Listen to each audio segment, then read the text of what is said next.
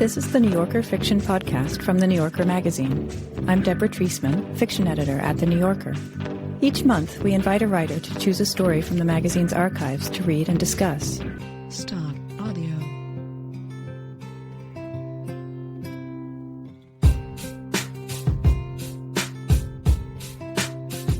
This month, we're going to hear the first story that Raymond Carver published in The New Yorker back in 1981. It's called Chef's House. Suppose, just suppose, nothing had ever happened. Suppose this was for the first time. Just suppose. It doesn't hurt to suppose. The story was chosen by David Means, whose fiction has been appearing in the magazine since 2004. He's the author of 4 story collections, including The Secret Goldfish and, most recently, The Spot. He joins me today at the New Yorker office. Hi, David. Hello? You know, given how much influence Carver has had on American short story writing, I was quite surprised that you were the first person in more than 3 years to suggest reading him for this podcast.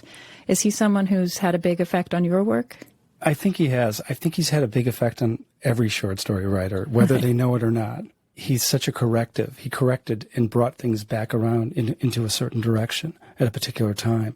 And if you were like me in college at that time, you read Carver, and it made you think a different way, linguistically and almost stylistically. So you were kind of jumping off from that point, whether you wanted to or not. So you first started reading him in college? Yeah, I remember buying the little paperback. It had just come out of What We Talk About When We Talk About Love. Right. And reading it and thinking, wow, these are stories about the people I grew up with.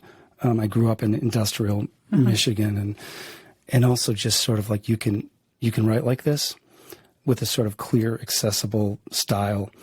And I also read Cheever the same year. I remember getting